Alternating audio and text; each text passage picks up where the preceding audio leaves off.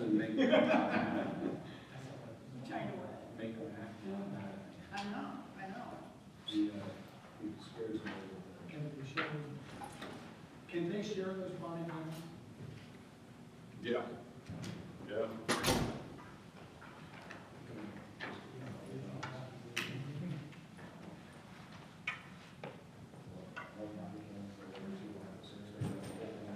Yeah, I used to say that's what they did in the police car, said, you know. Well, here we go. As I recall, that was the first question you asked. Legislature's cutting the property taxes. Was it not? You're What do you think about body cams? I think horses are cheaper than cars. No. Don't they get, And don't ask me if I remember that. don't they fix their shoes, could they just not walk? Yeah. We could do one Mustang here and start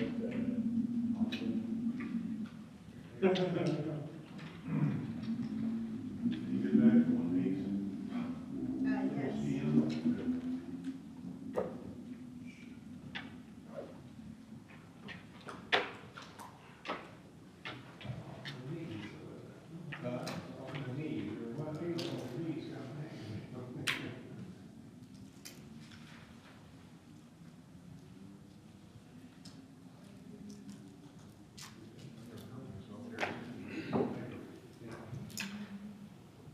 Good evening and welcome to the Monday, March 10th, 2025 meeting of the Martinsville Board of Work and Safety. Meeting is hereby called to order. Mr. Murray, would you please call roll? Mayor Costin, Present. John Lillywhite, Present. Kelly Bray. Present. We have a quorum. Thank you. Prior to tonight's meeting, you received a copy of the Monday, February 24th meeting minutes in your packets. Are there any questions or corrections to the minutes? No, and I No. motion that we approve them as presented. And I will second it. Been a motion made and seconded to approve the minutes as presented. All in favor, say aye. Aye, opposed, no. The motion carries. Under unfinished business, we had talked at the last meeting on whether we want applicants to appear before us for a sewer adjustment, whether we thought of it. And Mr. Coffey, I know you were gone and your esteemed colleague wasn't much help with this. Whether or not, we wanted to do something along those lines, whether we have to have a resolution drawn up or what we would need to do. Well, your current ordinance is discretionary with the Board of Works to either grant or not grant. So certainly it's within your parameters if you would like to set some rules that you'd like to see applicants follow, you certainly would be able to do that. And so, I think that's certainly possible. I'd be happy to draft up anything that you folks would like to see happen with that. But that is something that you are able to do. And where would those be located, Dale? Any kind of rule or regulation that we came up with? Basically it would be, we would make it a rule of the Board of Works as far as sewer adjustment applications. So we'd want to give a copy to our water department so that they would be able to inform the persons when they called in or came in as to the requirements. And certainly we'd have it, Mr. Porter would have a copy, Mr. Dunn would have a copy, as anyone called in to the offices will be able to know what is expected of them. I believe we can add that to our online version. Okay. Kelly, you might have to refresh my memory.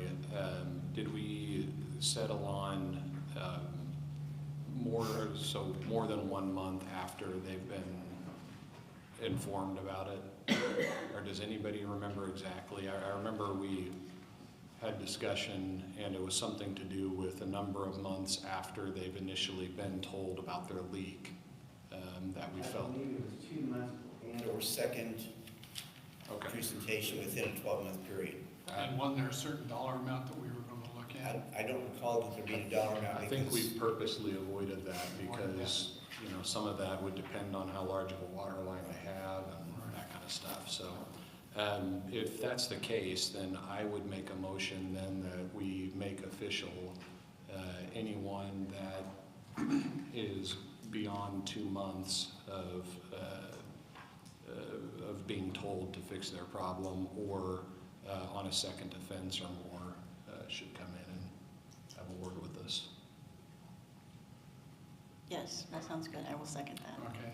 Motion made and seconded that if someone has been notified and surpassed 2 months, or this is their second notice within a calendar year, that we reserve the right to ask them to come into our meeting and explain to us why. I would say not a calendar year, It's but in within a 12-month period. Yeah, 12-month period. yeah. Because a calendar year, if it happens in December, Yeah. they luck out. So all in favor, say aye. Aye. Opposed, no. The motion carries. Mr. Coffey, you'll take care of drawing necessary paperwork for that? Yes. Okay. Mr. Porter? Officially, good evening, Board. We have two street closing applications. The first one is for the Free Family Fun Festival by First Christian Church, and that is for June the 7th. And that is to close Jackson Street between Jefferson and Main Street, just a 1-block period for just a really relatively short amount of time in comparison to other events. This is the second or third year that they have done an event over there, 8:30 in the morning to 2 in the afternoon, and it's on a Saturday. So I would motion that we approve that. I think they've done a fabulous job in the last few years that they've done it, so. and there's a representative here if you have questions. I don't have any questions. I would second the motion. So motion made and seconded to approve the street closing for the Free Family Fun Festival on June 7th. All in favor, say aye. Aye. Opposed, no. The motion carries. Thank you. You're welcome. The second request is for I believe it's the 5th annual Independence Day Parade put on by Indiana Spirit of 45. Again, it's on the 4th of July, unless 4th of July falls on Sunday. This year it falls on, I believe, on a Friday. It's up Sycamore Street to Washington, west on Washington, south on Jefferson, back to west, or John R. Wooden.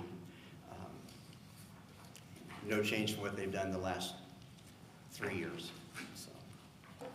And we haven't had any problems with it, obviously. It's been, They do a good job notifying the residents. They have those addresses in their database. They send a postcard. very good. And so they really do a good job. And I would motion that we approve that application for the Independence Day Parade. I'll second it. Motion made and seconded to approve the Independence Day Parade street closures. All in favor, say aye. Aye. Opposed, no. The motion carries. Thank you, Board. Mr. Coffey, the lease agreement with the Artesian Little League. So it looks similar to you. It's identical to the years past. Several of the recent years, we've entered into a lease agreement with the Artesian Little League. They lease some property that we have down, which is owned by the city for our well fields. And I don't remember any issues we've had with them. We lease it to them for $1. It's for a 1-year period of time, commencing January 1st of 2025 through December 31st of 2025. And we do have and have had, they've been good at getting us the proof of insurance. So entertaining questions you may have. I don't have any No questions. I'll make a motion that we approve the agreement. And I would second that motion. Motion made and seconded to sign or approve the lease agreement with the Artesian Little League. All in favor, say aye. Aye. Aye. Opposed, no. The motion carries. Tonight, we have Carrie Riley from the Administrative Resources Association regarding their contract. Hello. So I bring before you tonight our contract for the grant for the owner-occupied that was awarded in December. We have to wait several months after the award before we can present a contract. There's several steps that Indiana Office of Community Rural Affairs, the funding agency, requires that have to be done before you can enter into a contract. So we have that presented tonight. We've already started working on that. The grant, like I said, was awarded in December. We have until June of next year to finalize the grant and close out. We expect that we'll pretty much have, our goal anyway, is to have the homes completed by this year. We expect, the grant was for $350,000. The city put in an additional $70,000, so we anticipate that we're going to be able to assist 20 to 25 homes, just depending on how much the bids come in. The items obviously that we'll be doing for those homes are roofs, HVAC, and water heaters, and any handicap ramps or any accessibility up to the threshold of the house will be done. Right now we're in the stages of scoring out the applicants, requesting information from the top probably 15 to 20 applicants. From then it's kind of a first come, first served for those who get their information submitted. So once we get about 5 to 7 of those fully completed applications in, then we'll set up our inspection and schedule those and come out and meet with the homeowners. Once we get that done, again, we have different environmental processes and stuff that we do. But we anticipate that we'll get the first round of houses bid out for construction late April, May, and then hopefully get going with the rest of them and get several of them under construction definitely by early summer. Any questions for Carrie? It's been a few days since I read this, but I was looking at the costs. Yeah, so Seemed like it was. let me kind of walk through what some of these mean. So on page 3 of the contract, the environmental review has a $5,000 fixed fee. So what that means on a broad level, what we had to do, and this is one of the things we had to do before we can get a contract signed, is do a broad level environmental, which means we have to contact 8 to 10 different agencies to make sure that we're not going to do anything that impacts the environment. So that's what that is. That also, so that's what's called the tier 1. There'll be a tier 2 process that gets done that falls within the program administration and the professional fees as well.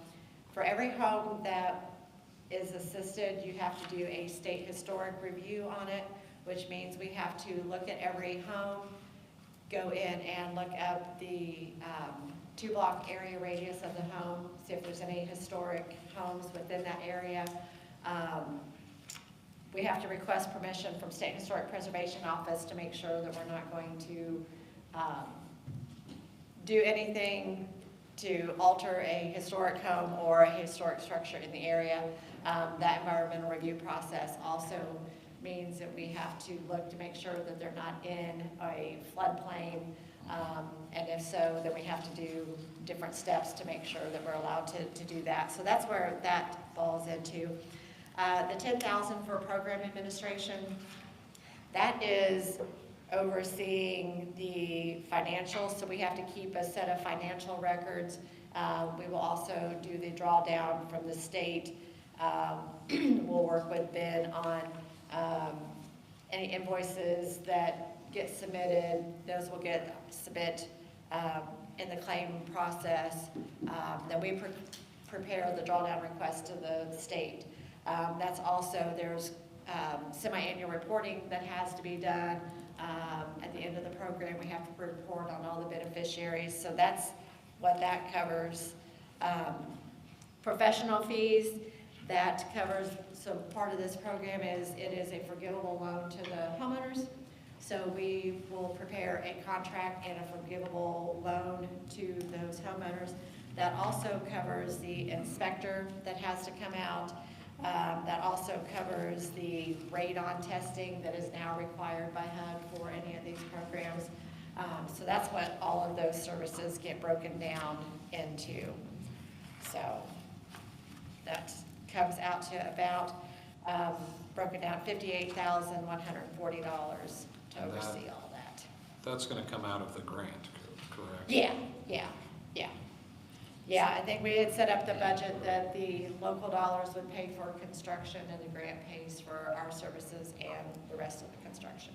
So $350,000 for the grant, $70,000 that we match, so it's a Yep. total of $420. Yep. Question, Carrie? Yes, sir. The environmental, the very first one, environmental, who or what? We have to contact, we've got to see, you're going to put me on the spot. We have to contact IDEM, we have to contact DNR. But We who have, are you doing your environmental review of it's citywide. this city? Yeah, it's, so for this, it's kind of silly because it's on broad level, so we have to make sure, well, like one of the agencies or one of the questions is coastal barrier. Well, we're not on a coastline, so we don't have to do that, but there's about 8 to 10 agencies that we have to go in and check the boxes. The other thing that is a part of the state historic review, we've got to make sure that there's, we're not like doing anything, there's a noise ordinance, contamination, I mean, yeah, there's like 8 to 10 agencies that are part So of we this do an program. environmental review for the city and we sit on 3 pools and we respond to that, or do we No, have a it's- brownfield grants we could use? Yeah, so, yeah, no, I mean, and this is just over the program itself, and then we do an individual one for each of the homeowners, so, yeah. It's just their process, so. When we get into construction projects, yeah, like we're doing, yeah, it's a little bit more in-depth in what needs to be done. This is the max that they charge, no matter how in-depth of an environmental review gets done. This is all that Okra allows to be charged out of grant funds anyway, so.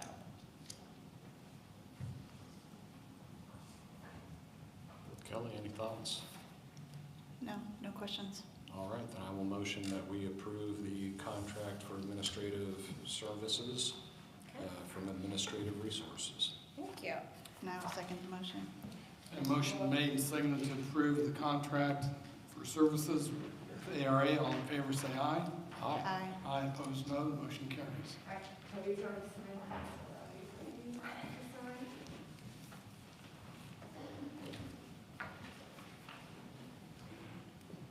Carrie, I'm the only one that needs to sign this Yep. thing? Okay. Well, let's move along here. The sewer adjustments tonight, 240 East Green Street, $13.51. 79 South Ohio Street, $41.66. 339 South St. Clair Street, $1,120.36. 535 Eric Court, $242.08. 1290 East Garfield Avenue, $369.32.